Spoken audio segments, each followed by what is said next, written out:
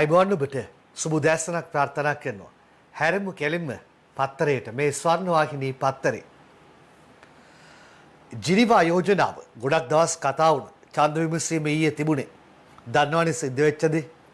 අද පත්තරය ගැන දානවා. අද පත්තරේ ප්‍රධාන ශීර්ෂ පාඨය ගැනයි. ශ්‍රී ලංකාවට එරෙහි මානව හිමිකම් යෝජනාව සම්මතයි. රටවල් 22ක් ශ්‍රී ලංකාවට එරෙහි වෙයි. රටවල් 11ක් ශ්‍රී ලංකාවට පක්ෂ වෙයි. රටවල් 11ක් ඡන්දය දීමෙන් වැළකේ.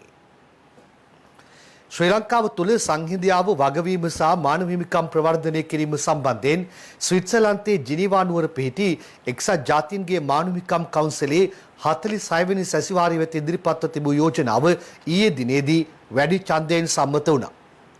අන්තර්ජාලය හරහා රැස් වුණු මෙම කවුන්සිලේ ඡන්ද විමසීමද අන්තර්ජාල තාක්ෂණය හරහා සිදු වුණා. ඒ අනුව මෙම යෝජනාවට පක්ෂව එනම් ශ්‍රී ලංකාවට විරුද්ධව සමාජික රාජ්‍යයන් 22ක් ඡන්දය ප්‍රකාශ කර තිබුණා. එසේම රාජ්‍යයන් 11ක් මෙම යෝජනාවට විපක්ෂව එනම් ශ්‍රී ලංකාවට පක්ෂව ඡන්දය ලබා දීම සිදු වුණා. මීට අමතරව තවත් රාජ්‍යයන් 14ක් ඡන්ද විමසීමෙන් වැළකී සිටියා. මේදී යෝජනාවට පක්ෂව ඡන්දය ලබා දුන් රාජ්‍යයන් අතර ප්‍රංශය, ජර්මනිය, ඉතාලිය, මහා බ්‍රිතාන්‍යය සහ උතුරු අයර්ලන්තය, ආජන්ටිනාව, ආමේනියාව, ඕස්ට්‍රියාව, බහමාස්, බ්‍රසීලිය, බල්ගේරියාව, අයිවරි කෝස්ට්, චෙක් ජනරාජ්‍ය, ඩෙන්මාර්කය, ෆීජි, මලාවි, මාෂල්ස් දූපත්, මෙක්සිකෝව, නෙදර්ලන්තය, පෝලන්තය, දකුණු කොරියාව, යුක්‍රේනය සහ උරුගේ යන රාජ්‍යයන් වුණා. එසේම මෙම යෝජනාවට විපක්ෂව එනම් ශ්‍රී ලංකාවට පක්ෂව ඡන්දය ලබා දුන් රාජ්‍යයන් අතර චීනය, රුසියානු සමූහාණ්ඩුව, කියුබාව, පාකිස්තානය, බංගලාදේශය, බොලීවියාව, එරිත්‍රියාව, පිලිපීනය, සෝමාලියාව, උස්බෙකිස්තානය සහ වෙනිසුලාව වෙනවා. ඒ තමයි රටට අපේ රටට පක්ෂව සහ විපක්ෂව දුන්නු කණ්ඩායම්වල තත්ත්වය. ඊට අමතරව ඡන්දය දීමෙන් වැළකී සිටි රටවල් අතර මේ අල්ලපු වැටේ රට තියෙනවා. අපිට පක්ෂව යෝජනාවට විරුද්ධව ඒගොල්ලන්ට ඡන්දය දී ගන්න බැරි වුණා. ඒ ඉන්දියාව. ඊට අමතරව ඉන්දියාව, ජපානය, ලිබියාව, බහරේනය, කැමරූන්, එතකොට ඉන්දුනීසියාව, නැමීබියාව, නේපාලයත් එහෙමයි. වගේ රටවල් ඡන්දය විමසීම සඳහා සහභාගී වීමෙන් වැළකී සිටියා කියලා දාලා තියෙනවා. අඩු ගානේ දකුණු ආසියාතික රටවල් විදියට ලංකාවත් එක්ක ඊට ගත්තා නම් මේ නේපාලය, ඉන්දියාව ඒ විතර නෙමෙයි දකුණු ආසියාතික රටක් නොවුනත් ආසියාතික රටක් වෙන්නේ ජපානය නේද? එක්සත් ජාතීන්ගේ මානව හිමිකම් කොමසාරිස් වරිය මෙවර සැසිවාරය සඳහා ශ්‍රී ලංකාව සම්බන්ධයෙන් වාර්තාවක්ද පසුගියදා ඉදිරිපත් කර තිබුණා. එෙහිදී ශ්‍රී ලංකාවට එල්ල වූ චෝදනා සම්බන්ධයෙන් ඡන්ද විමසීමක් පැවැත්වීමට යෝජනා වුණා. දන්නවනේ මානව කොමසාරිස්ගේ තත්ත්වය කොහොමද රට හා සම්බන්ධයෙන් ක්‍රියා කරන්න කියලා. ඒ අතරේ මේකත් එක්ක දිනේෂ් දක්වපු ප්‍රතිචාර අද පත්තරවල තියෙනවා. පත්තර දෙකෙන් උපුටා ගමු. එක්සත් ජාතීන්ගේ ප්‍රඥාප්තියට පටහැනිව මානව හිමිකම් කොමිසමට කටයුතු කළ නොහැකි දිනේෂ් සමරකෝන්ලියන්. එක්සත් ජාතීන්ගේ ප්‍රඥාප්තියට පටහැනිව එක්සත් ජාතීන්ගේ මානව හිමිකම් කොමිසමට කටයුතු කළ නොහැකි බවත් එම නිසා අදාළ කොමිසමට ඕනෑකම තිබුණද රටක් තෝරාගෙන එරටට විරුද්ධව යෝජනා සම්මත කිරීමට හෝ විශේෂිත යෝජනා ගෙනීමට නොහැකි බවත් විදේශ අමාත්‍ය දිනේෂ් ගුණවර්ධන කියනවා. ජාතීන්ගේ මානව හිමිකම් කොමිසම විසින් ශ්‍රී ලංකාවට එරෙහිව ගෙනා යෝජනාවට 47 දෙනෙකුගෙන් සමන්විත මානව හිමිකම් කොමිසමේ ඡන්ද වලින් 22ක් පමණක් පක්ෂව හිමි වූ බවත් ශ්‍රී ලංකාවට පක්ෂව ඡන්ද 11ක් ලැබුණු අතර තවත් රටවල් 14ක් ඡන්දය දීමෙන් වැළකී සිටි බවත් ඊයේ විදේශ කටයුතු අමාත්‍යාංශයේ පැවති මාධ්‍ය හමුවකට එක්වමින් අමාත්‍යවරයා සඳහන් කිරීමක් කළා තියෙනවා. දැන් මෙතනදී අපිට විරුද්ධව රටවල් 22ක් හිටියා. අපිට පක්ෂව 11ක් හිටියා. ඡන්දය භාවිතා කිරීමෙන් වැළකී සිටිය රටවල් ගාන 14යි. ඒ 14යි අපිට පක්ෂ වුණු 11යි එක්ක ගාන 25යි. එතකොට 22ක් පක්ෂව යෝජනාවට පක්ෂව අපිට විරුද්ධ වෙද්දී 25ක් එතනින් එහා පැත්තේ හිටීමත් ජයග්‍රහණයක්. ඒකයි මේ දිනේෂ් කියන්නේ. ඒක තමයි අද මවුබිමේ ප්‍රධාන ශීර්ෂ පාඨය බල. ජිනීවා යෝජනාවට රටවල් වැඩි සංඛ්‍යාවක් ඡන්දය නොදීම අප ලැබූ ජයග්‍රහණයක් කියලා ඔව් කියනවා. ක්‍රිෂාන් පතිරත් තමයි මවුබිමට වාර්තාව අරන් එන්නේ. එතකොට අද ඉන්දියාව දැන් ඡන්දය දීමිනුත් වැළකී හිටියේ අපිට දුන්නේ නැහැ ඡන්දය අපේ වෙනුවෙන්. කොහමරි පක්ෂව හෝ විපක්ෂව දුන්නෙත් නැහැ. ඒකත් එකක් තියෙනවා. පළාත් සභා ඡන්දය වහම පවත්වන්න ඉන්දියාව ජිනීවාහිදී ශ්‍රී ලංකාවට කියයි කියලා චතුර පමුණුව ලියනවා. ශ්‍රී ලංකාව වහම පළාත් සභා ඡන්දය පවත්වා ඒවා ක්‍රියාකාරී කළ යුතු බව ඉන්දියාව ඊයේ ජිනීවා මානව හිමිකම් කවුන්සිලේ අවසන් සැසිවාරයේදී ප්‍රකාශ කර තිබෙනවා. එසේම උතුරු නැගෙනහිර ජනතාවගේ අභිලාෂයන් මුදුන්පත් කරලීම වෙනුවෙන් ශ්‍රී ලංකා රාජ්‍යය කටයුතු කළ යුතු බවද මේදී අවධාරණය කළා තියෙනවා. දෙමළ ජනතාව වෙනුවෙන් බලය බෙදිය යුතු බවට ජාත්‍යන්තරය කරන ඉල්ලීමට ඉන්දිය සහයෝගය ලැබෙන බවද මේදී අවධාරණය කළා කියලයි දිවයින පත්තර වාර්තා කරලා තියෙන්නේ. ඔය විදිහට ආයේ ජිනීවා යෝජනා කතාව ඊයේ දවස් වන විට නිමාවට පත් වෙලා තිබුණේ. යමු බස්වල ටයර් ගැන කතා කරන්න. දැන් ගැඹුරු කියන කතාවක් අද දිවයින ප්‍රධාන පිටුවට වාර්තාවක් විදිහට දාලා තියෙනවා. බස්වල ටයර් පරීක්ෂා කිරීමේදී පොලිසිය දෙබිඩි පිළිවෙතක ගැඹුරුගෙන් චෝදනා චමින්ද සිල්වලිය. බස් රථවල ටයර් පරීක්ෂා කිරීම පොලිසිය දෙආකාරයකට සිදු කරන බව ලංකා පෞද්ගලික බස් රථිමියන්ගේ සංගමේ සභාපති ගැමුණු විජේරත්න ඊයේ කියනවා. පස්වර බස් රථ අන්තුරින් පසු පොලිසිය පෞද්ගලික බස් රථවල ටයර් පරීක්ෂා කළත් ගමනාගමන මණ්ඩලයට අයත් බස් රථවල ටයර් පරීක්ෂා නොකිරීම නීතිය දෙආකාරයකට ක්‍රියාත්මක කිරීමක් ලෙස ප්‍රකාශ කරන බවත් ගැමුණු විජේරත්න කියනවා. එතකොට ඇයි ඒවයි බලන්නේ නැද්ද ටයර්? ඒවයි ටයර් නෙවෙයිද? ටයර් ආනයනයේද නවතා දමා ඇති නිසා ටයර් හිඟියක් රටේ පවතින බවත් වෙළඳපොලේ පවතින ටයර් වල මිල ගණන්ද අධික ලෙස ඉහළ ගොස් ඇති බවත් ඔහු සඳහන් කරනවා. කොරෝනා හමුවේ බස් රථවල මගීන් ප්‍රවාහනයේද සීමා කර ඇති වකවානුවක වැඩි මිලක් ගෙවා ටයර් මිලදී ගැනීමට බස් හිමියන්ට සිදුවීම දැඩි අපහසුතාවක් බවත් ඔහු කියනවා. ඔහු කියන එකේදී එක පැත්තක් විතරක් පරීක්ෂා කරන්නේ අනිත් ටික පරීක්ෂා කරනවා. ඔහු ඇයි අපි එහෙම අහනවා. අනිත් පැත්තෙන් දැන් ගාන වැඩි මේ ප්‍රශ්න අරකයි මේකයි කියලා ගෙවිච්ච පාරට නුසුදුසු ටයර් දාගෙන යන්න ඉඩ දෙන්න බෑ. ඒකත් පෞද්ගලික බස් රථිමියන්ට සඳහන් කිරීමක් කරන්න ඕනි. මෙම ගැටලුව නිසා පෞද්ගලික බස් රථ රැසක් ධාවනයෙන් ඉවත් වී තිබෙන බව කී ගැමුණු විජේරත්න එක බස් රථයකින් සිදු වැරද්දට සියලුම පෞද්ගලික බස් රථ අපහසුතාවටපත් නොකළ යුතු බවද අවධාරණය කරනවා. දැන් මේ ටයර් වල කට්ට ගැන හොයනවා කියලා කියන්නේ අපහසුතාවයටපත් කිරීමක් නෙවෙයි. ඉතින් ටයර් වල කට්ට තියෙනවා නම් ධාවනයට සුදුසු නම් ප්‍රශ්නයක් නැහැ. නුසුදුසු නම් කොහොමත් ඒ ගැන හොයන්න දෙපේ. ඒකත් අපි මතක් කිරීම කරන්න ඕනේ. ඒ විතරක් නෙවෙයි ඒ අතරේ කියන්නට ඕනේ දැන් මොනවා හරි වුණාම තමයි මම ඊයේ කිව්වා ඔක. මේ විදියට වැඩ කටයුත්තකට මුල පුරන්න. මේවා පරීක්ෂා කිරීම තව කොහේ ගැටලු තියෙනවද? මහා මාර්ගවල අබලන් තත්ත්වය නිසා ඇතිවන්නට පුළුවන් හානිකර තත්ත්වයන් මේවා ගැන හොයලා බලන්න. ඒ අතරේ සිදුවෙච්ච අනතුරු පිළිබඳව වෙච්ච මරණ පිළිබඳව අදත් පත්තර වාර්තා කරනවා. මම ඊයේත් ඕක කිව්වානේ 2021 දී මේ වන විට කොච්චර කාල සීමාවක්ද ගෙවිලා කියලා තියෙන කියලා ඔබ දන්නවා. මාස 3ක් ගෙවිලා ගිහිල්ලත් නැහැ. 2021 දී රියානතුරු වලින් 510ක් ජීවිතක්ෂයට ඉන්දිකේවා විතරන මත්තගොඩ ශාන්ත එක්කලියයි. පැය 24කදී උප පොලිස් පරීක්ෂකවරයෙකු ඇතුළු 11 දෙනෙක් ජීවිතක්ෂයට. මේ වසරේ ජනවාරි 1 වෙනිදා සිට ඊයේ දක්වා කාලය තුල සිදු රියානතුරු වලින් පුද්ගල මරණ 510ක් පමණ සිදු වී ඇතැයි පොලිස් මූලස්ථානය සඳහන් කරනවා. ඊයේ උදෑසන 6න් අවසන් වූ පැය 24 කාලය තුලදී පමණක් පොලිස් නිලධාරියෙකු ඇතුළු පුද්ගල මරණ 11ක් සිදුව තිබෙන බව පොලිස් මාධ්‍ය ප්‍රකාශක නියෝජ්‍ය පොලිස්පති නීතිඥ අජිත් රෝහණ සඳහන් කිරීමක් කළා තියෙනවා. ඊ යාළුවෙම 4ට පමණ වැලිකඩ පොලිස් වසමේ පාර්ලිමේන්තු මාර්ගයේ කොළඹ දෙසට පැමිණෙන වාහන පරීක්ෂා කිරීම වල නිරත වූ උප පොලිස් පරීක්ෂකවරයෙකු තවත් පුද්ගලයෙකු යට කරගෙන වෑන් රථයක් ගමන් කර තිබෙන බවද ඔහු වැඩිදුරටත් සඳහන් කළා තියෙනවා. ඒක අපි ලංකාදීප පත්තරයේ තියෙනවා ප්‍රධාන ශීර්ෂ පාඨයේ. එතනින් අරන් බලමු ඒ අවාසනාවන්ත සිදුවීම. මහා මග රාජකාරිය නිරතව සිටි SI වරයෙකුට තමයි මේ ඉරණම අත්ුනේ. තවත් එක්කෙනෙකුට ඒ අවාසනාවන්ත ඉරණමට මුහුණ පාන්නට සිදු වුණා. අන නොතකා වේගයෙන් ගිහින් වෑන් මරුවා SI බිලිගනි.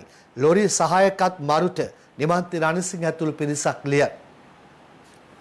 රාජගිරිය පාර්ලිමේන්තු පාරේ ගුවන් පාලම අසලදී ඊයාළුවෙම පොලිස් අන නොතකා අධික වේගයෙන් ධාවනය කළ වෑන් රථයක් එහි රථවාහන රාජකාරී යෙදී සිටි කොළඹ හදිසි ඇමතුම් අංශයේ උප පොලිස් පරීක්ෂකවරයෙකු සහ තවත් පුද්ගලයෙකු යටකර ධාවනය කිරීමෙන් ඔවුන් දෙදෙනා එම ස්ථානයේදීම මිය ගොස් ඇතැයි පොලිස් මාධ්‍ය ප්‍රකාශක නියෝජ්‍ය පොලිස්පති නීතිඥ අජිත් රෝහණ සඳහන් කිරීමක් කළා තියෙනවා. ඒකේ වැඩිදුර වාර්තාවේ දාන්නේ වැලිකඩ පොලිස් වසමේ පාර්ලිමේන්තු පාරේ ආයුර්වේද වටරවුමක් ගුවන් පාලමත් අතර ප්‍රදේශයේදී ඊයේ අලුයම 4:30ට පමණ සිදු මෙම රියාන තුරින් මියගොස් ඇත්තේ පොලිස් හදිසි ඇමතුම් ඒකකයේ උප පොලිස් පරීක්ෂකවරයෙකු 52 හැවිරිදි රජිත් ප්‍රියංකර සහ නිලධාරීන් පරීක්ෂා කරමින් සිටි ලොරි රථයේ රිය සහායකයා වූ මත්තගොඩ පදිංචි 36 හැවිරිදි අයෙකු බවයි. විටිකල්නුත් බොරැල්ලනේ දර රථ වාහන හැසිරීමේ පොලිස් නිලධාරියෙක් යට කරගෙන යාමක් ගැන කතාව තිබුණේ. ජීවිතක්ෂයට පත් වුණා මගේ මතකයේ හැටියට. ඒ වගේම ඊයේ අලුයම් කාලේ අවාසනාවන්ත සිදුවීමක් සිදු වෙන්නට ගත්තා. ඒකයි මේ වාර්තා කරලා තියෙන්නේ මේ වැඩිදුර වාර්තාව. සිද්ධිය වන අවස්ථාවේ රථවාහන පරීක්ෂාවේ නිරතව සිටි පොලිස් නිලධාරීන් විසින් කුඩා ලොරි රථයක් පරීක්ෂාවට ලක් කරමින් සිටි බවයි පොලිසිය පැවසුවේ.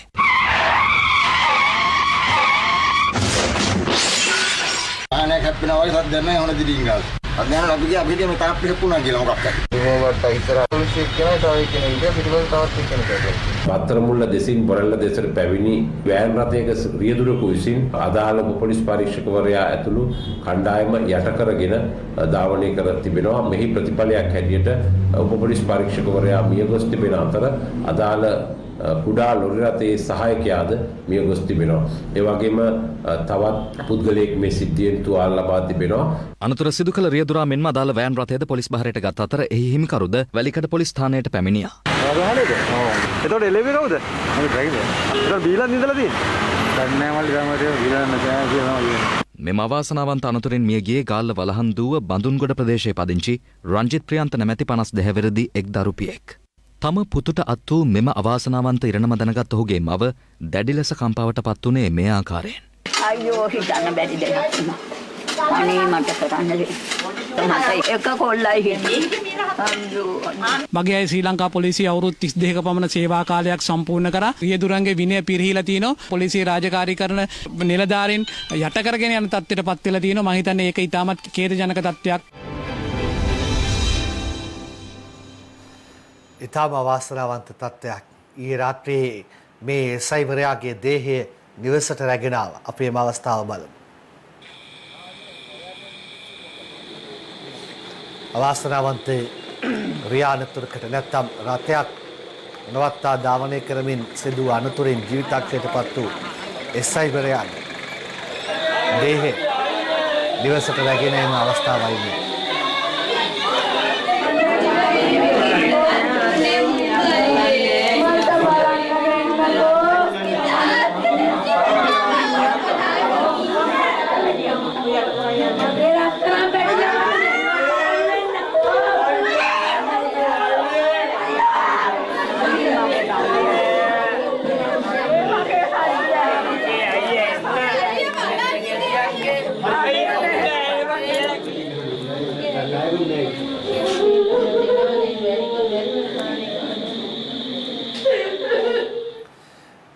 අනතුරු මහමග සෑහෙන වැඩි වෙලා තියෙනවා. අපි කොරෝනා ගැන දැඩි අවධානයක ඉන්න ඔව් ඉන්න ඕනි. හැබැයි ඒ අතරතුරේදී අපි නොදැනුවත්වම අපේ රටේ වටින ජීවිත දැන් කොරෝනා වලින් සමස්ත ජීවිතක්ෂයට පත් වෙච්ච සංඛ්‍යාව වසරකට වැඩි කාලයක් තුල 552 දෙනෙක්.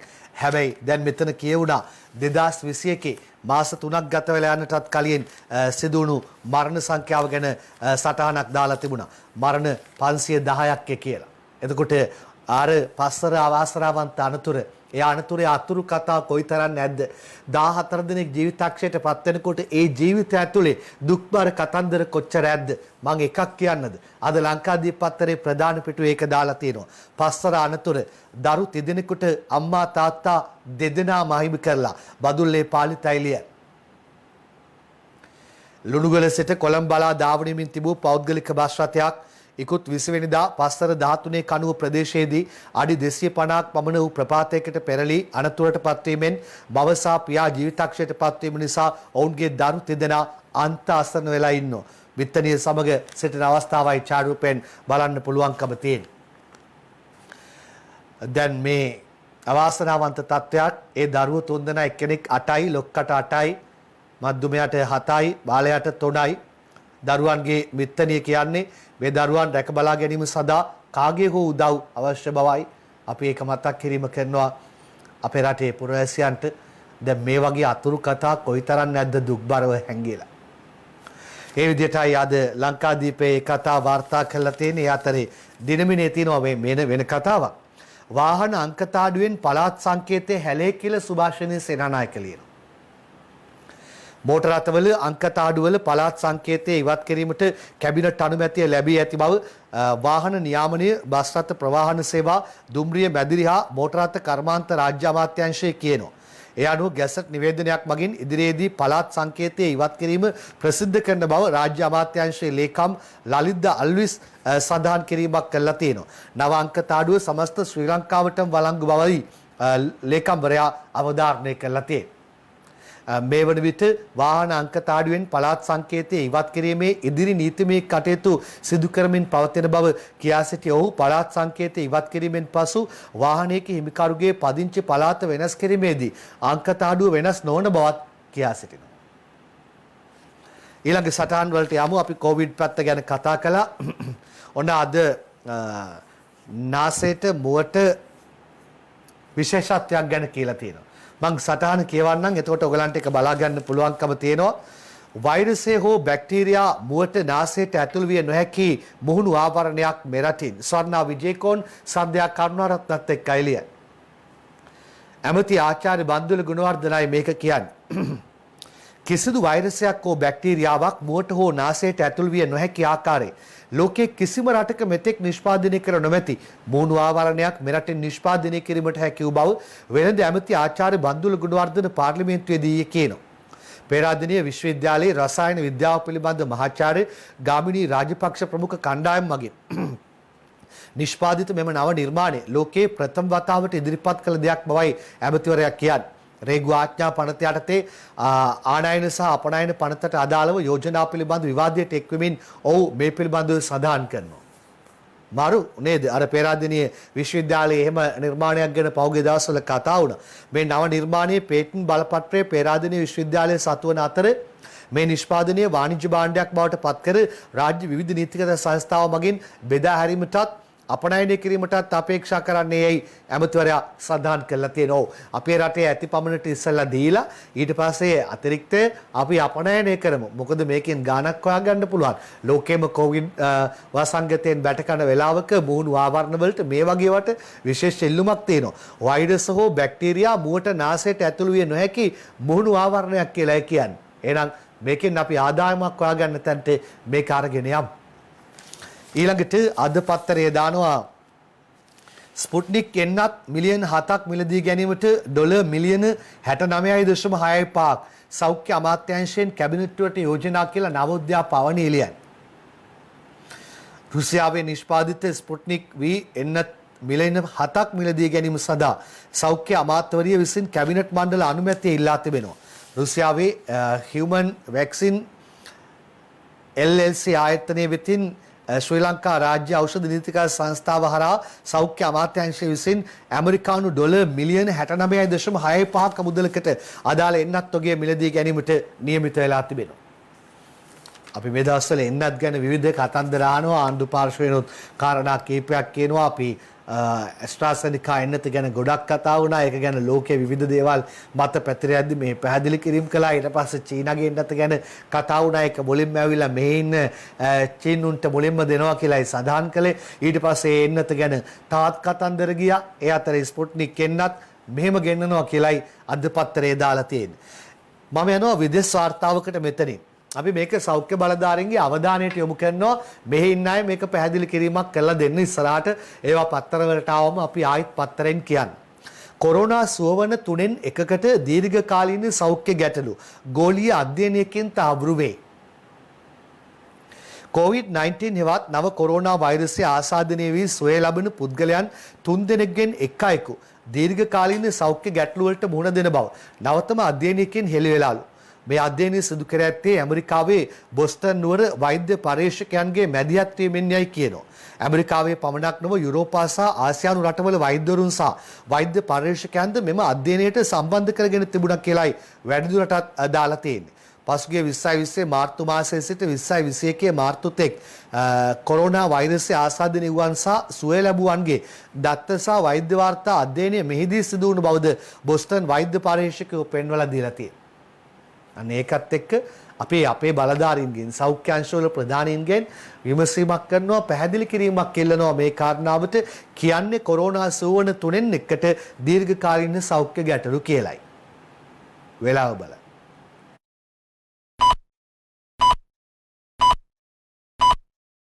ස්වාභාවික බිත්තර ප්‍රෝටීන් අඩංගු සන්සිල්ක් soft and smooth shampoo. ඊළඟ සටහන දරුවන් ගැනයි. COVID-1 දරුවන් තුළ COVID-19 වෛරසයට එරෙහිව ඉතා හොඳ ප්‍රතිශක්තිකරණයක් පවතිනවාලු නිව්යෝක් නුවර සිදු කළ අලුත්ම අධ්‍යයනයකින් පෙන්වා දෙයි. වයස අවුරුදු 10ක් සහ ඊට අඩු වයසේ පසුවන දරුවන් තුළ වැඩිහිටියන්ට සාපේක්ෂව නව කොරෝනා වෛරසයට එරෙහිව වඩා වැඩි ප්‍රතිදේහ ප්‍රමාණයක් නිපද වෙන බව අලුත්ම අධ්‍යයනයක් මගින් පෙන්වලා දීලා. එක්සත් ජනපදයේ ආයතනයක් ඒකේ පරීක්ෂකයන් පිරිසක් විසින් මේ අධ්‍යයනය සිදු කරලා තියෙනවා කියලායි කියන්නේ. ඒ අනුව මෙම වසංගතයේ දරුවන්ට ආසාදනය වීම වැඩිහිටියන්ට ආසාදනය වීමට වඩා බරපතල බවට මෙතෙක් පැවති අදහස ඉවත් කිරීමට මේ ප්‍රමාණවත් වන බවත් එම පරීක්ෂණ කණ්ඩායම සඳහන් කිරීමක් කරලා තියෙනවා. මෙන්න දරුවන් තුළ COVID-19 වෛරසයට එරෙහිව ඉතා හොඳ ප්‍රතිශක්තිකරණයක් පවතිනවාලු. අනේ වාසනාවන් අනාගත පරපුර දරු පරපුර ගැන අපි ගොඩක් සංවේදී. ඒ නිසා ඔවුන්ගේ සුරැකීම ගොඩක් වටිනවා. ඒ අතරතුරේදී අපේ ලංකාවේ සමස්ත පුරවැසියන් ගත්තම අපේ ප්‍රතිශක්තිකරණයේ තාම ඉහළ වගේක තියෙනවා. දැන් චීනයේ අපේ ගත්තම අපි චීනට වඩා වැඩි වුණා ආසාදිතයන්ගේ සංඛ්‍යාව. හැබැයි මරණ සංඛ්‍යාව අනුව අපි ඉන්නේ චීනට වඩා ගොඩාක් පහළ මට්ටමකින්. චීනයේ සිදුවෙච්ච මරණ සංඛ්‍යාවත් එක්ක බලද්දී මේවත් එක්ක සංසන්දනය කරද්දී අපේ රටේ ප්‍රතිශක්තිකරණයත් ඉහළ අගයක තියෙනවා.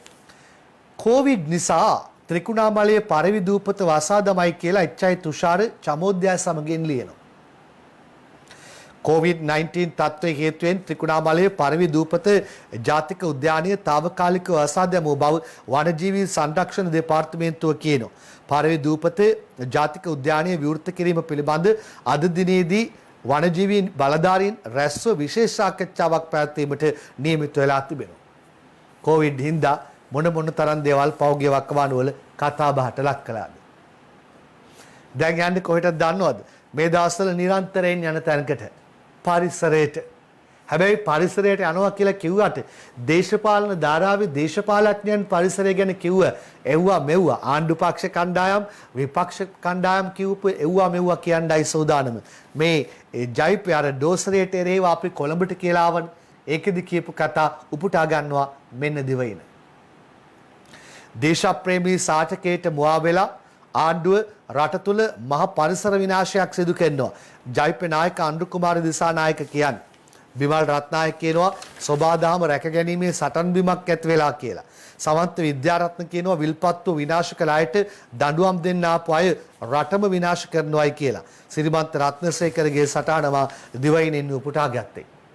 ජයපෙත් බහලා තියෙනවා දැන් පරිසරය ගැන කතා කරන්නට. එතකොට දැන් කියන කාරණා වචනේ අයින් කරගන්න පරිසරය ගැන කතා කරන්න ජයපෙත් බහලා තියෙනවා. සමගි ජන බලවේගයක් දැන් බහලා තියෙනවා පරිසරය ගැන කතා කරන්නට. ආණ්ඩුව යටතේ සිදුවන කැලෑ ත්‍රස්තවාදයේ වහාම රටක් ලෙස පරාජය කළ යුතුයි කියලා සජිත් ප්‍රේමදාස කියු කතාව දිනේෂ් සමරකෝන් ලියලා තියෙනවා.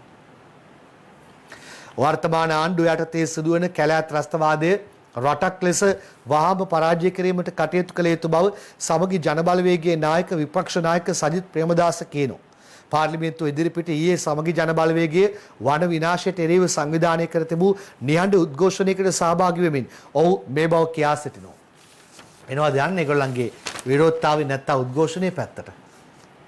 සමගි ජනබලවේගය පාර්ලිමේන්තු වටරවුම අසල නිහඬ විරෝධතාවක නිරත වුණා. ඒ රටේ සිදුවන වන විනාශයට එරෙහිවයි. සමගි ජනබලවේගයේ නායක සජිත් ප්‍රේමදාස මහතා ඇතුළු පාර්ලිමේන්තු මන්ත්‍රීවරු පිරිසක් මේ නිහඬ විරෝධතාවයට එක්ව සිටියා. පුෂ්ප ගන්න ඔක්සිජන් තියෙන්නට ඕන. ප්‍රභා සංශ්ලේෂණය හඳුනාගත්තේ නැති ආණ්ඩුවක්. පෙරපාසල් දරුවා දන්න දේ මේ ආණ්ඩුව දන්නේ නැහැ. කොටි ත්‍රස්තවාදයේ මුලින්ම පුටා දමනවා වගේම කැලෑ ත්‍රස්තවාදයක් වහාම පරාජය කරන්නට ඕන. ඉතිහාසයේ කෝපි වගා කරන්න මේ රටේ සුද්ධ කැලේ කැපුවට පස්සේ වැඩිම වන විනාශය සිද්ධ වෙච්ච අවුරුද්ද තමයි මේ ගත වෙලා තින්නේ. හෙක්ටයාර් 62500ක් 270ක් සිද්ධ විදියට වන විනාශය සිද්ධ කරලා තියෙනවා. කොස් ගෙඩියට මිනිස්සුම හිරේ දාන ආණ්ඩුවක්, පොල් ගෙඩියට මිනිස්සුම හිරේ දාන රටක්. හැබැයි මේ කැලෑ කපන කට්ටියව අල්ලන්න බෑ. මෙහෙම කැලෑ කපන්න නැත්තම් ජනතාවට පිස්සු වෙන්න ඕන මේ වගේ බොරු කියන්න. නොමිලේ අපිට හම්බෙන මේ පිරිසුදු වාතය ඒ ටිකත් මේ අහිංසක ජනතාවගෙන් කොල්ලකමින් සිටින ආණ්ඩුවක් තමයි මේ ආණ්ඩුව කියන එක තමයි අපිට කියන්නේ.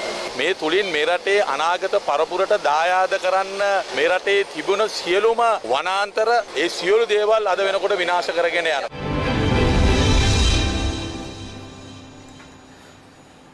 එක් දේශපාලන ධාරාවේ අය ආණ්ඩු කරවද්දී ඔවුන්ගේ කාරණා එක් දේශපාලන අය විපක්ෂයට යද්දී ඔවුන්ගේ කාරණා එක පැත්තක් ගැන නෙවෙයි හැම පැත්තයා ගැනමයි මම මේ මතක් කළේ. හරි එතකොට කවුද මහින්දානන්ද අලුත්ගමගේ කියපු කතාවක් බලන්න මවුබිම් පත්තරේ දිගහැරියා. වන විනාශය ගැන ජනපතිට එරෙහිව චෝදනා ඔප්පු කළොත් මා දේශපාලනයෙන් සමුගන්නවා. නිර්මාණි ගුණරත්නයි වාර්තාවගෙන්. ජනාධිපති ගෝඨාභය රාජපක්ෂගේ අනුදැනුම් මත වන විනාශයක් සිදුවන බව ඔප්පු වුවහොත් තමා දේශපාලනයෙන් සමුගන්නා බව කෘෂිකර්ම අමාත්‍ය මහින්දානන්ද අලුත්ගමගේ කියනවා. රාජ්‍ය නොවන සංවිධානවල මුදල් වලින් යැපෙන විපක්ෂයේ ඇතැම් දේශපාලන කණ්ඩායම් ජනාධිපතිවරයා විසින් වනාන්තර විනාශ කරන බවට චෝදනා කරන්නේ ලෝකයේ ආමුවේ ඒ බව පවසමින් තවදුරටත් මුදල් උපයා ගැනීමේ අරමුණු කරගෙන බවද ඔහු වැඩිදුරටත් කියා සිටිනවා. ඒ බයි ඔහු කියන්නේ. එතකොට අද පත්තරේ දානවා මෙහෙම කතාවක්. කොළඹ හා මහනුවර වායු දූෂණ මට්ටම ලෝක සෞඛ්‍ය සංවිධානයේ සීමාවන් ඉක්මවලා පරිසර අමාත්‍ය මහින්ද අමරවීර කියන්නේ නිදර්ශනී වික්‍රමසිංහලියන්. කොළඹ මහනුවර නගරවල වායු දූෂණ මට්ටම් ලෝක සෞඛ්‍ය සංවිධානය විසින් නිර්දේශ කර ඇති සීමාවන්දී ඉක්මවා ගොස් ඇති බවට අනාවරණය වී ඇතැයි පරිසර අමාත්‍ය මහින්ද අමරවීර සඳහන් කරනවා. මේක තවදුරටත් ඒ වාර්තාව කියන්නේ ඔහු පෙන්වා දෙන්නේ වායුගෝලයේ ශුද්ධ අංශු වර්ග මීටරයකට මයික්‍රෝග්‍රෑම් 50කට අඩු මට්ටමක පැවතිය යුතුයි ලෝක සෞඛ්‍ය සංවිධානයේ නිර්දේශය වුවද කොළඹ සහ මහනුවර යන දිස්ත්‍රික්කවල එය මයික්‍රෝග්‍රෑම් 150 165 දක්වා ඉහළ යන අවස්ථා පවතින බවයි. එසේම කුරුණෑගල සහ ගාල්ල යන නගර ආශ්‍රිතවද මෙම තත්ත්වය ක්‍රමයෙන් උග්‍ර වෙමින් පවතින බවත් අමාත්‍යවරයා සඳහන් කළා තියෙනවා. අද පත්තරෙන් මම උපුටා ගත්තේ කොළඹ හා මහනුවර වායු දූෂණ මට්ටම ලෝක සෞඛ්‍ය සංවිධානයේ සීමාවත් ඉක්මවලා පරිසරය රකිමු සෞඛ්‍ය ආරක්ෂිත බව සුරක්ෂිත කරමු හුස්ම ගන්න පුළුවන් වාතාවරණය අඛණ්ඩව පවත්වාගෙන යමු. ඒ අතරේ කවුද චමල් රාජපක්ෂ අමාත්‍යවරයාගේ කතාවක් අද දිනමින දානවා. සිංහරාජයේ වැව් හදන්නේ නැහැ. ස්වර්ණා විජේකොන් සහ සද්දා කරුණාරත්නලියන්. සිංහරාජ රක්ෂිත වනාන්තරයේ වැව් සාධන බවට පළවන වාර්තා අසත්‍ය බවත් එම වනාන්තරයේ වැව් සෑදීමේ කිසිදු සැලැස්මක් නොමැති බවත් වාරිමාර්ග අමාත්‍ය චමල් රාජපක්ෂ පාර්ලිමේන්තුවේදී කියනවා. පොඩ්ඩක් අපි පාර්ලිමේන්තු ගිහින් එමු. පෞද්ගලික දසල මාධ්‍යයේ පළ වෙනවා සිංහරාජ්‍ය ආශ්‍රිතව අක්කර 5ක වැව් දෙකක් හදලා ඒ වතුර හම්බන්තොට ගෙනියනවායි කියලා. සිංහරාජ්‍ය තුල වැව් දෙකක් හදනවද නැත්නම් එයින් එළියේ හදනවද? දැනට අවුරුදු 90කට විතර ඉස්සෙල්ලා ඉඳන් කළුගඟේ වතුරත්, ගින්ගඟේ වතුරත්, මිල්වලාගඟේ වතුරත් ඊශාන දිගට ගෙනියන සලස්මක් වාරිමාර්ග දෙපාර්තමේන්තුවේ තියෙනවා. නමුත් කිසිම ආණ්ඩුවක් මේවා කරලා නැහැ. ඒ නිසා අද පිපාසයෙන් පීඩාවටපත් වෙච්ච විශාල ජන කොටසක් ඉන්නවා. ඉතින් මේක කවදා හරි කෙරෙන්න ඕනේ. ඒ හින්දා ගින්ගඟ මේ ව්‍යාපෘතිය මම හිතන්නේ අවුරුදු ගානකට ඉස්සෙල්ලා තමයි සැලසුම් කරලා තියෙන්නේ. මම දන්නවා සිංහරාජ්‍යක ඉතාමත් ප්‍රශ්නයක්. නමුත් යෝජනාවල අවුරුදු ගානක තිස්සේ තිබිච්ච යෝජනාවක්. ඒ යෝජනාවල තියෙනවා ගින්ගඟේ පහළ කොටස. දැනට ජනතාව පදිංචි වෙලා ඉන්න කොට්ටාසේ අක්කර 5ක විතර සලස්මක් තියෙනවා පොඩි ජලාශය. නමුත් ඒක සලස්ම ඒක යුනෙස්කෝ එකේ අවසරයක් ඉල්ලලා යාලට අධ්‍යයනය කළා මේකෙන් විශාල හානියක් සිදු වෙනවද කියලා බලන්න කියලා තියෙනවා. එහෙම නැති වුණොත් අර ජල පිපාසයෙන් එන ජනතාවට ජලය ලබා දෙන්න බැරි වෙනවා. ඉතින් මේ හැම දෙයක් අහම බලලා තමයි ක්‍රියාත්මක කරන්නේ නිකන්. එහෙමම ක්‍රියාත්මක වෙන්නේ නැහැ. මේක දැන් මාධ්‍ය එහෙම ප්‍රකාශ වුණේ හරියට සිංහරාජ කැලේ මුදුනේ වැව් හදනවා කියලා වගේ. ඉතින් මේවා ගැන පොඩ්ඩක් මාධ්‍ය වුණත් රටේ ජනතාව අවුස්සන්නේ නැතුව කිව්වේ මොකද්ද, කෙරෙන්නේ මොකද්ද කියන එක සොයන්න වෙනවා. හොඳයි අපි ඊළඟ සටහන් වලට යමු. දුම්රිය මැදිරි අලුත් වැඩියාවට ගිය වසර 11දී කෝටි 1327ක් වැය කළා කියලා ඇමති ලොකුගේ කියනවා සුජිත් තේවාජූලිගේ අංජුල මහීක එක්කලියන්. දුම්රිය මැදිරි අලුත් වැඩියාව සඳහා පසුගිය වසර 11දී රුපියල් කෝටි 1327ක් වැය කර ඇතැයි ප්‍රවාහන අමාත්‍ය ගාමුණි ලොක්ගේ පාර්ලිමේන්තුවේදී කියනවා. දුම්රිය මැදිරි 2572ක් 2010 2010 දී සිට මේ දක්වා ධාවනීය ඉවත් කර ඇති බවත් ඉන් මැදිරි 2368ක් අලුත් වැඩි ආකාර ධාවනීයට යාලි එක් කර තිබෙන බවත් ඔහු සඳහන් කිරීමක් කළා තියෙනවා. කොහොමද ගාන දුම්රිය මැදිරි අලුත් වැඩියාවට ගිය වසර 11 දී කෝටි 1327ක් වැය කළා. අපට සිරි ගාන. මේ අද ලංකාදීපේ දාන වෙන කතාවක්. ඇමරිකන් බ්ලූ වර්ගයේ සුනකයෝ 5 දෙනෙක් නිවසක සතියක්ම හාමතේ ව්‍යාපාරිකයා අත්අඩංගුවට ගල්කිස්සේ ගෝමස්ලියන් සතියක් පුරා නිවසක් තුල කෑම බීම නොමැතිව හාමතේ සිටි වටිනා සුනකයන් 5 දෙනෙකු සහ මියගිය ගැබ්බර සුනක දේනුවක් පෙරේදා පසරුවේ ගල්කිස්ස පොලිසිය සොයාගෙන සතුන්ගේ අයිතිවාසිකම් හා පරිසරය සුරැකීමේ සංගමයේ නිලධාරීන් ගල්කිස්ස පොලිසියට කරන ලද පැමිණිල්ලකට අනුව ක්‍රියාත්මක වූ පොලිස් නිලධාරී මොරටු කල්දෙමුල්ල ප්‍රදේශයේ නිවසක් තුලදී ඇමරිකන් බ්ලූ වර්ගයේ වටිනා සුනකයන් 3 දෙනෙක් ගැබ්බර සුනක දේනුවෙකු දෙදෙනෙකු සහ මියගිය ගැබ්බර සුනක දේනුවක්ද සොයාගෙන තිබෙනවා. මේ හොයාගත්ත සුනකයන් ඔයාගලන්ට ඡායාරූපයෙන් බලන්න පුළුවන් හොඳේ. මියගොස් සිටි සුනක දේනුවගේ සිරුර හාමතේ සිටි අනෙක් සුනකයන් විසින් කාදමා තිබූ බවත් පොලිසිය කියනවා.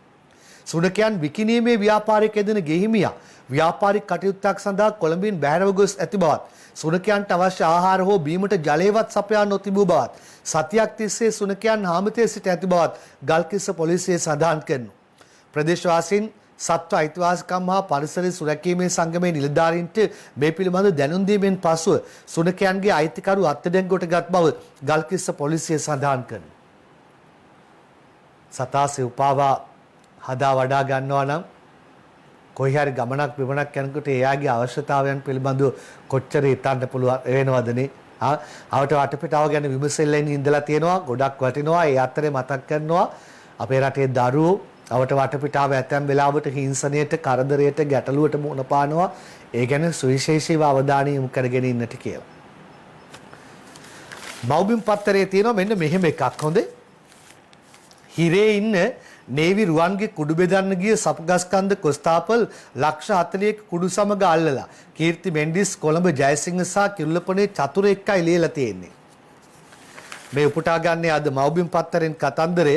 බන්දරාගාර ගතව සිටින මහා පරිමාණ මද්ද්‍රව්‍ය ජාවාරම්කරුවෙක් වා ප්‍රධාන පෙළේ සංවිධානාත්මක අපරාධකරුවෙක් වන නේවි රුවන් නැමැත්තාට අයත් මද්ද්‍රව්‍ය විකිණීම, බෙදා හැරීම, සගවා තැබීම සිදු කළ බව කියන සපුගස්කන්ධ පොලිසියට අනුයුක්තව රාජකාරී කළ පොලිස් කොස්තාපල්වරයෙක් රුපියල් ලක්ෂ 40ක මත්කුඩුත් සමග අත්අඩංගුවට ගැනීමට විශේෂ කාර්ය බලකා බුද්ධි කොට්ටාශයේ ඊයේ සමත් වෙලා තියෙනවා කියලායි කියන්නේ. ඔයගේ කතා ඉදලා හිටලා අහන්න දකින්න ලැබෙනවා. ඒ අතරේ අපි කියන්න ඕන අර මහමග පොලිස් නිලධාරියෙක් ජීවිතක්ෂයට පත් වුණා. ඒ පොලිසියේ නිලධාරීන් අති බහුතරය තමන්ගේ රාජකාරිය අවංකව කරනකොට මොන තරම්නම් දුෂ්කරතාවයන් ඔස්සේද මැද්දේද සිදු කරන්නේ. මහමග රාජකාරී කරන අය සමහර වෙලාවට මහමග හිටගෙන ඉන්නට උනම කොච්චර කාල සීමාවක් සිටගෙන සිටින්නට වෙනවද? ඒගොල්ලන්ව මතක් කරන්න ඕනේ. ඒ අතර මෙහෙම එක්කෙනෙක් දෙන්නෙක් වරින් වර එනවා. බුද්ධාගමට එරෙහි පොත් ගහන අයට නීතිය තදින් කියලා අද කොමුදු උපුල් ශාන්ත සටහනක් දාලා මව්බිම් පත්තරේට මං කියවන්නම් සටහන. බුදුදහමට හා බුද්ධ චරිතයට අපහාස වන ආකාරයේ පොත්පත් පළ කරන පුද්ගලයන්ට එරෙහිව දැඩි නීතිමය ක්‍රියාමාර්ග ගැනීම සඳහා බෞද්ධ ග්‍රන්ථ නියාමන පනතක් ගැනීමට බුද්ධ ශාසන ආගමික සංස්කෘතික අමාත්‍යාංශයේ පියවර අරන් එවැනි අපහාසාත්මක එසේම අසත්‍ය හානිදායක බෞද්ධ පොත්පත් රැසක් ඇතැම් පුද්ගලයන් පළ කර තිබීම හා ඉන් බෞද්ධාගමට හා බුද්ධ චරිතයට සිදුවන හානිය පිළිබඳ සැලකිල්ලට ගනිමින් මෙම පියවර ගෙන තිබෙනවා. ගොඩක් වටිනවා මේ පියවර ගැනීම නම්. අනිත් සටහන් බලන්න කලින් විරාමයක් කරගන්න.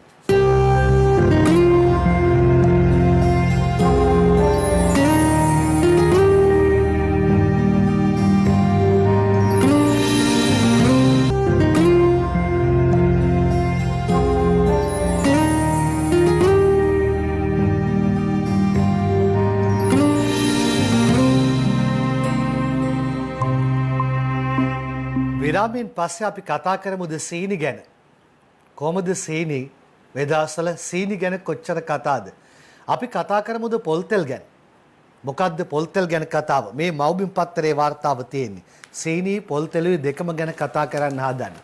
වස පොල්තෙල් රට හැමතැනම කන්ටේනර් 13කින් බෙදා හැරලා කියලා දබුල්ලේ ආර්යදාස ලියනවා. වාර්තාව දාලා තියෙනවා පිරිපාදු නොකළ පොල්තෙල් සහ පොල්තෙල් වෙනුවට ගෙන්වන ලද ආදේශක තෙල් වරායේ තිබෙන බවත් කන්ටේනර් 13ක බහලු එවැනි තෙල් පරීක්ෂා කර බැලීමේදී මිනිස් පරිභෝජනයට නුසුදුසු පිළිකාකාරක බව හෙළි වී තිබෙන බවත් සමස්ත ලංකා පාරම්පරික පොල්තෙල් නිෂ්පාදකරුන්ගේ සංගමේ ප්‍රධාන කැඳවුම්කරු බුද්ධිකද සිල්වා කියනවා. මේ තෙල් පිළිබඳ පරීක්ෂණ වාර්තාව ලැබෙන විට එම තෙල් තොගේ රට පුරා බෙදා හැර අවසන් නැතයි බුද්ධිකද සිල්වා කියනවා. සිංහල අලුත් අවුරුද්දට පෙර මෙරට වෙළඳ පොලේ සහ දැන්ට රේගුවේ පවතින විදේශීය රටවලින් ගෙන්වා ඇති පිරිපාදු නොකළ පොල් තෙල්, ෆාම් තෙල් මිනිස් පරිභෝජනයට සුදුසු ඒවාද යන්න පරීක්ෂණ පාත්තා ජනතාව දැනුවත් කරන ලෙස එම පොල් තෙල් නිෂ්පාදකරුන්ගේ සංගමේ රජෙන් ඉල්ලීමක් කළා තියෙනවා. සිංහල අලුත් අවුරුද්ද ඉලක්ක කරගෙන මෙරට අවශ්‍යතාවට වඩා පිරිපාදු නොකළ පොල් තෙල් තොග මෙසේ මෙරටට ගෙන්වා ඇති බව එම සංගමයේ පෙන්වා දී තිබෙනවා. මේක සංවේදීව වෙන කාරණාවක්. ඒ හින්දා දැන් මේ පුවත්පතක් මේ කාරණාව පළ කරලා තියෙනවා එම සංගමය කියනවායි කියලා. එකත් එක්ක ඒකයි අපි උපුටලා ගත්තේ.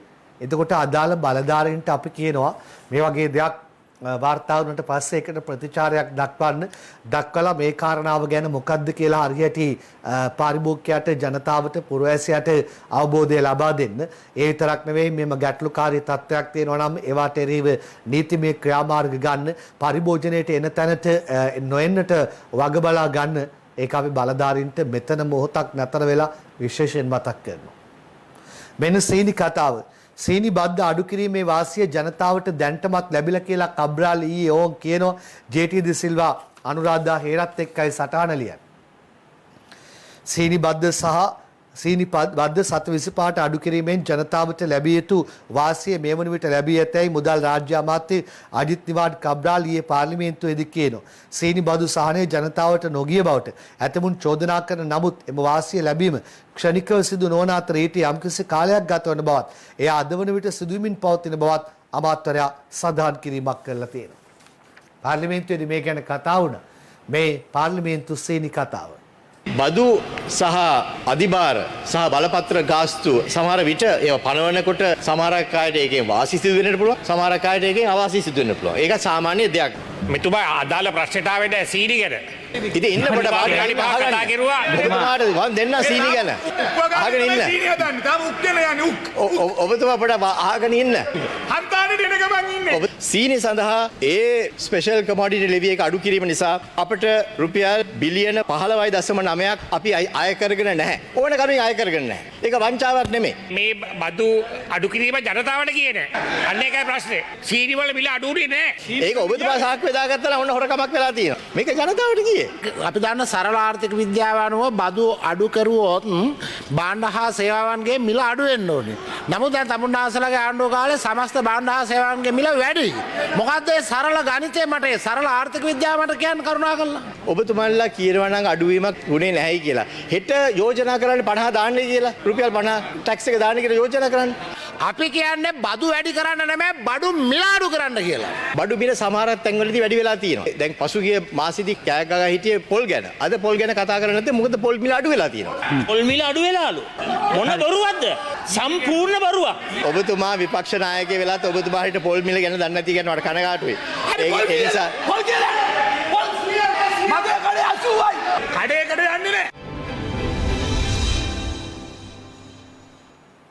සීනි ගැනයි පොල් ගැනයි ඔක්කොම කතාවනේ.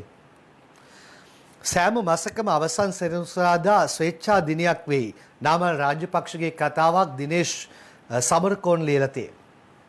සෑම මාසකම අවසන් සෙනසුරාදා ස්වේච්ඡා දිනයක් ලෙස ක්‍රියාත්මක කිරීමට කටයුතු කරන බව තරුණ හා ක්‍රීඩා අමාත්‍ය නාමල් රාජපක්ෂ සඳහන් කළා තියෙනවා. කොළඹ පැවති මාධ්‍ය හමුවකට එක්වමින් කියලා තියෙන්නේ. එලෙස ජන ජීවිතයේ ස්වේච්ඡාවෙන් ගමට රටට උදව් කිරීම සංස්කෘතියේ තිබුණු කාරණයක් බවත් ඒ අනුව එය නැවත සමාජගත කිරීමේ උත්සාහයක් මේ හරහා සිදුවන බවත් ඔහු වැඩිදුරටත් සඳහන් කරලා තියෙනවා. ඔන්න සෑම මාසකම අවසන් සෙනසුරාදා ස්වේච්ඡා දිනයක් වෙනවා කියලා තියෙනවා. ඊළඟට බැඳුම් කර කාරණාව පිළිබඳව වර්තමාන තත්ත්වය ගැන අද පත්තරේ සටහනයි මේ. රවි ඇතුළු විත්තිකරුවන් 11ට පිටු ලක්ෂ 11කින් යුත් ලේඛන තොගයක් නීතිපති ත්‍රිපුද්ගල මහාධිකරණ විනිසුරු මඩුල්ලට බාර දෙයි. විත්තිකරුවන් 8 දෙනා අද දක්වා තවදුරටත් රිමාන්ඩ් කියලායි කියන්නේ රොමේෂ් ධනුෂ්කගේ ඡායාරූපයක් සමගින් පත්තර වාර්තාව. දැක්කද පිටු ගාන? පිටු ලක්ෂ 11කින් යුත් ලේඛන තොගයක් කියලායි මේක දාලා තියෙන්නේ. අද පත්තරේ සටහනක් තියෙනවා වෛද්‍යවරුන්ගේ හිඟේ නිසා රෝහල් පවත්වාගෙන යාමේදී ගැටලු රැසක් කියලා රජයේ වෛද්‍ය නිලධාරීන්ගේ සංගමය කියනවා. ඉන්දිකේ ඒවා විතරන ලියලා තියෙනවා. රෝහල් වල පවතින වෛද්‍යවරුන්ගේ හිඟේ හේතුවෙන් රෝහල් පවත්වාගෙන යාමේදී විශාල ගැටලු ප්‍රමාණයක් ඇති වී තිබෙන බව රජයේ වෛද්‍ය නිලධාරීන්ගේ සංගමය කියනවා. වෛද්‍ය හිඟේ කඩිනමින් විස්සා ගැනීම සඳහා මූලික පියවරක් ලෙස වෛද්‍යවරුන්ගේ විශ්‍රාම යාමේ වයස අවුරුදු 61 සිට 63 දක්වා ඉහළ දමන ලෙසට සෞඛ්‍ය අමාත්‍යාංශයට යෝජනාවක් ඉදිරිපත් කර තිබෙන බවද එම සංගමේ ලේකම් වෛද්‍ය සෙනාල් ප්‍රනාන්දු සඳහන් කිරීමක් කළා තියෙනවා. අද පත්තරෙන් උපුටා ගත්තේ වෛද්‍යවරුන්ගේ හිඟිය ගැන කතන්දරයක්. අපි සෞඛ්‍ය බලධාරීන්ට මේ කාරණා ගැන අවධානයට යොමු කරනවා. ඊළඟට අපේ මහානායකයන්ගේ කතාවටයි මා ඔබ රැගෙන යන්නේ. කොටුගොඩ මහානාහිමි ආදාහන පූජෝත්සවයට පූර්ණ රාජ්‍ය ගෞරව යොහාන් බාසුරලියන්. ගල්කිස්ස ශ්‍රී ධර්මාපාලාරාමාධිපති අපවත් වී වදාළ අග්ගමහා පණ්ඩිත කොටුගොඩ ශ්‍රී ධම්මාවාස ශ්‍රී ලංකා අමරපුර මහානිකායේ උත්තරීතර මහානායකයන්ගේ දේහය පිළිබඳ ආදාහන පූජෝත්සවයේ පූර්ණ රාජ්‍ය ගෞරව සහිතව කොළඹ නිදහස් චතුරස්‍රයේදී හෙට පසරු 4ට පැවැත්වෙනවා. මහානාහිමියන්ගේ දේහය මහජන ගෞරව සඳහා ගල්කිස්ස ශ්‍රී ධර්මපාලාරාම විහාරස්ථානයේ හෙට පසරු 1 දක්වා තැන්පත් කර තිබෙනවා. දේහය රැගත් රිය පෙරහැර එම විහාරස්ථානයෙන් හෙට පස්වරු 1:30ට පිටත් වීමට නියමිත වෙලා තිබෙනවා. මහා ශාසනික මේවරක් සිදු කර අපෙන් සමුගෙන යන යතිවරයන්. දැන් අපි කතා කරන්න හදන්නේ එක්සත් ජාතික පක්ෂයේ ඉල්ලීමක් ගැන. මෑතදී ජනමාධ්‍යවේදීන්ට සිදු හිරිහැර කිරීම පිළිබඳ විශ්වසනීය පරීක්ෂණයක් ඕනි කියලා ඒගොල්ලෝ ඉල්ලනවා. ශිරෝමි අබේසිංහ දිනමිනට ලියනවා.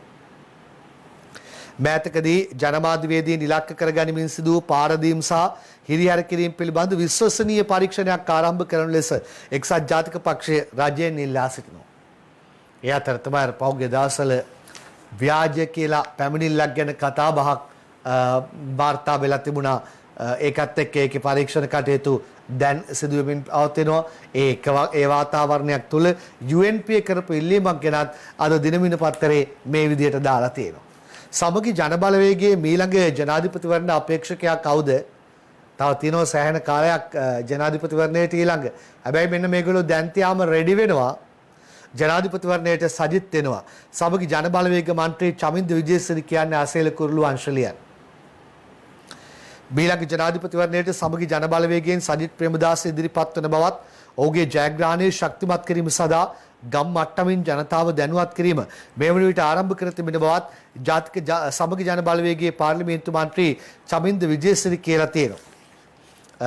එතකොට වත්මන් ආණ්ඩුවට මේ රටේ ජනතාවගේ ප්‍රශ්න වලට විසඳුම් ලබා දීමේ හැකියාවක් නොමැති බව ක්‍රියාවෙන් ඔප්පු කර තිබෙන බවත් ඔහු වැඩිදුරටත් කියලා තියෙනවා. එබයි කියන්නේ සමගි ජනබලවේගයේ මීළඟේ ජනාධිපතිවරණ අපේක්ෂකයා ඔහුමයි ඒ පක්ෂයේ නායකයා සජිත් ප්‍රේමදාස කියලායි පත්තර වාර්තාව දාලා තියෙන්නේ. හොඳයි අපි ඊළඟ සටහනට යන්නට පෙර ආතුව කාර්යබහුල මොහොතක ඔබ ඉන්නේ වෙලාව මතක් කරගන්න. මම මේ උපුටලා ගන්න හදන්නේ කතානායක ආණ්ඩු පක්ෂ මන්ත්‍රීවරුන්ට කියපු මෙව්ව එක. මැති සභාවේ ඇතුලේ තවත් රැස්වීම එපා. සුජිත් තේවාජුලගේ අංජුල මහීක එක්කලියන්. මැති සභාවේ ඇතුලේ තවත් රැස්වීම් පවත්වමින් සභාවේ කටයුතු වලට බාධා නොකරන්නේ කතානායක මහින්ද යාපා අබේවර්ධන ආණ්ඩු පක්ෂයේ මන්ත්‍රීවරුන් පිරිසකට පාර්ලිමේන්තුවේදී අවවාද කළා. මැති සභාවේ කටයුතු ඊයේ පෙරවරුවේ ආරම්භ වූ අවස්ථාවේ ආණ්ඩු පක්ෂයේ මන්ත්‍රීවරුන් පිරිසක් වෙනත් ආසන පෙළියකට ගොස් එහි සිටගෙන කතා බස් කරමින් සිටිනු දක්නට ලැබුණා. කතානායකවරයා මේ අවවාද කළේ අවස්ථාවේදී. හොඳයි දරුවෝ සෙට් එක හොඳට හදාගෙන තියාගන්න වෙනවා. දන්නවනේ තින් පාර්ලිමේන්තුවේ ඉන්න ඒ සෙට් එක සමහරලාට හැසිරෙන ආකාරයන්. විදේශ වාර්තාවකට යන්නේ ඇමරිකාවේ තවත් වෙඩි තැබීමක් 10ක් මරුට පොලිස් නිලධාරියෙක් දේ අතර. ඇමරිකාවේ කොලරාඩෝ ප්‍රාන්තයේ බෝල්ඩර් නුවර සුපිරි වෙළඳ සංකීර්ණයක් තුල සිදු වුණු වෙඩි තැබීමකින් පොලිස් නිලධාරියෙකු ඇතුළු 10ක් ජීවිතක්ෂයට පත් වෙලා. වෙඩි තැබීම සිදුුනේ බෝල්ඩර් නුවර කිං සුපර්ස් නැමැති සුපිරි වෙළඳ සංකීර්ණය තුලයි. ඒ ඇමරිකාවේ වේලාවෙන් සවස් 3ට පමණ පැය කිහිපයක මෙහෙයුමකින් පසු වෙඩි තැබීම් කළ තැනැත්තා කොටු කර අල්ලා ගැනීමට පොලිසිය සමත් වෙලා තිබෙනවා. වරින් වර සිදු වෙනවා ওই වගේ රටවල් වල ඔය වගේ ජනාකීර්ණ තැන්වල වෙඩි තැබීම්. ශ්‍රී ලංකා ලෙජන්ඩ්ස්ලා අනුශූරතාව දිනාගෙන ලංකාවට කීර්තියක් අත්පත් කර දෙමින් මෙහෙට ආවේ ක්‍රිකට් ක්‍රීඩාවට නැවත ආකර්ෂණය මතු කරමින්. එෙහිදී පෙරගමන් කරුවා වුණේ තරගාවලියේ වීරයා බවට පත් වුණා ටීඑම් ඩිල්ෂාන්. සනත් ජයසූරියවත් මතක් කරනවා. ඒ අතරේ කණ්ඩායමේ නායකත්වයේ දැරුවේ ටීඑම් ඩිල්ෂාන්. පෙරගමන් කරුවා වුණේ තරගාවලියේ වීරයා බවට පත් වෙමින්. හැබැයි ඊට පස්සේ ආබාධයක් ගැන කතාවක් පළවෙන්න ගන්නවනේ. ඩිල්ෂාන්ගේ කලව මස්පෙඩුව ඉරියයි රොෂාන් ගුණරත්න ලියන්නේ. ශ්‍රී ලංකා ලෙජන්ඩ්ස් කණ්ඩායමේ නායක ටීඑම් ඩිල්ෂාන් ඊයේ රාත්‍රියේ ඕස්ට්‍රේලියාවේ සිඩ්නි නුවර බලා පිටත් යාමට පෙර MRI ස්කෑන් පරීක්ෂණයකට මුහුණ දුන්නා. පාදයේ කලව ප්‍රදේශයේ ඇති වූ ආබාධයක් හේතුවෙන් ඩිල්ෂාන් මෙම පරීක්ෂණයට මුහුණ දී තිබෙනවා කියලායි වැඩිදුරටත් දාන්නේ. ඉන්දියාවේ පැවති රෝඩ් සේෆ්ටි වර්ල්ඩ් සීරීස් තරගාවලියේදී ඩිල්ෂාන්ගේ පාදයේ කලව මස්පෙඩුවේ මාංශ පේශී ඉරී ගියා.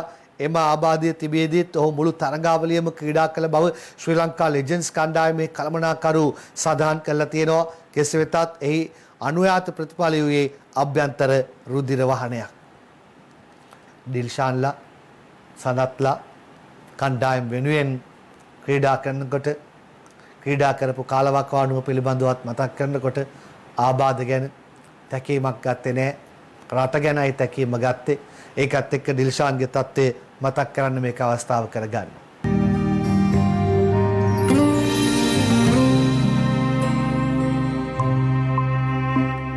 අපි කාටුන් පෙළට යන්න සූදානම් වෙන්නේ. අපේ රටේ අභිමානය රාමු 4කින් පෙන්වලා ආරම්භය ගන්න සූදානම් මේ අද පත්තරේ අවන්ත ආටිගලගේ කාටුන් එක. කොටසින් කොටස බලමු. 1996 අපේ අභිමානය ලෝක ශූරතාවය දිනා ගනිමින්. 2000 අපේ අභිමානය සුසන්තිකා ඔලිම්පික් දිනමින්. 2016 අපේ අභිමානය එවරෙස්ට් තරණය කරමින්. 2021 අපේ අභිමානය තේරුම් ගන්න පුළුවන් ඔබට. පළමු බලශක්ති ඇමතිවරයා විදියට පළමු වරට තෙල් නැවකට උදේ ගම්මන්පිල ගොඩවීමෙන්. කොහොමද ඒ අභිමානය? 2021 අභිමානය ගෙනාවේ ගම්මන්පිල පළමු වරට බලශක්ති ඇමතිවරයෙක් විදියට තෙල් නැවකට ගොඩවීමෙන්. මේ අද දිනමින පත්තරේ ඇත්ත නැත්ත කවි දෙක. අනවසර පදිංචිය ගැන දැනගත් වූ කුපිතව පොලිස් වනජීවී බලවත් වූ කුදලා ගණිත ගොස් අසරණ දුප්පත් වූ කරදරයක් නැතිව වැජබෙති පොහොසත් වූ පැල්පත් කඩා එහි අඹු දරුවනට බණී අසරණ දිලින්දා හිට බාරයට ගනී. තැන තැන තිබේ හෝටල් මහා මැදුරු තැනී අප දන්නේ නැතත් මේවා දෙයියෝ දනී. කවුරු දන්නේ නැතත් දෙයියෝ දනී කියලායි කියන්නේ ඇත්ත නැත්ත. මේ ජයරත්න වික්‍රමසිංහගේ ෆේස්බුක්. හන්තානි ඉඩම පරිසර සංවේදී ව්‍යාපෘතියකට දෙනවා කියලා කිරියල්ල කියලා තියෙන්නේ. එතකොට බලය තිබුණු කාලේ මොලේ තිබ්බ ඇලේද? කතාවට කියන්නේ නිකන්ද පෙරසිටනේ බලය තියෙනකොට අරක නැහැ, ඒක තියෙනකොට බලය නැහැ කියලා. මේ විදුර අබේනායකගේ දවසේ පද 4 කවිය. කිරියල්ලගේ තෑගි ඉඩමකි හන්තානේ ආණ්ඩුවට ඒ දෙනවලු ඔහු ගානේ. දෙබරය බැඳි ගසකී පළ බුදිනට බෑනේ ඒ පන්සලට පිදුවා මෙනි අවසානයේ. මේ සුජීවගේ විගඩම් කවිය. කවුද අපේ මේ කීලිකරු දෙකෙන් එන්නේ? මොනේ උපන් ලපේකුත් තියනවා වගේ. පේන විදියට අනුරු කුමාරව සංකේතවත් කළා වගේ රතු ෂර්ට් එකකුත් ඇඳගෙන. ඩිංගක් සිතා බැලුවම මේකයි හරය යන්නට ඇති ගමන අම්මපා හරි දුරය. පස්ගිය ඡන්ද කාලෙදී ඇති වූ කොරය සුවකර ගැනීමට සුරකිමු පරිසරය. පහුගිය ඡන්ද කාලේ ඇති වෙලාලු කොරයක්. ඒක සුව කරගන්න පරිසරය සුරකින්නවා කියලා කවියෙන් කියලා තියෙන්නේ. හොඳ මේ තවත් කවියක් තිලකගේ තොන්මන්සල. පරිසර ගැටලු නැගෙයි රට හතර අත සුදනන් වී සමගි ජන බලවේගයේ උඩ පනිනු ඇත.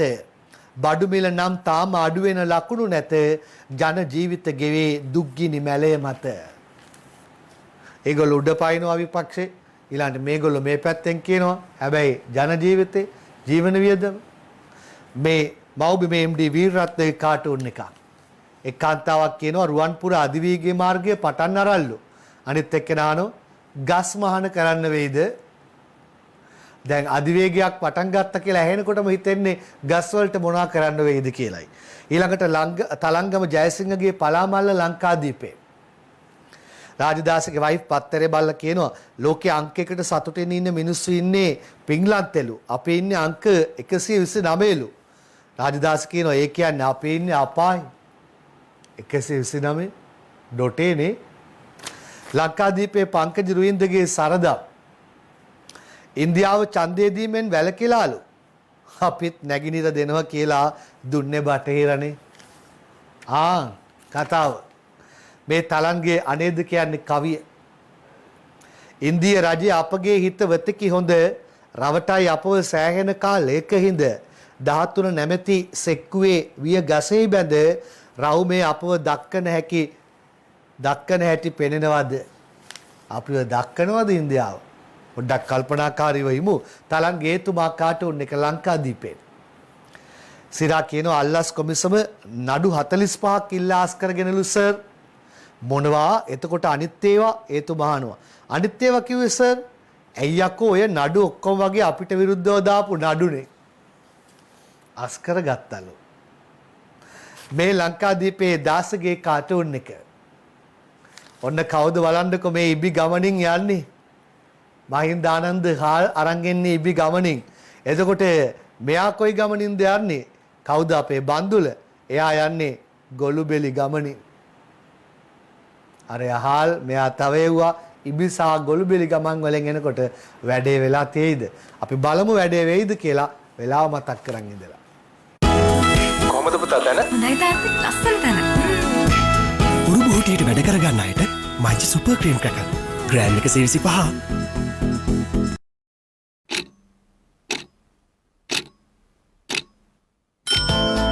ලයිෆ් බොයි ෂැම්පූ ලොකු බෝතලෙන් වැඩි ඉතිරියක්.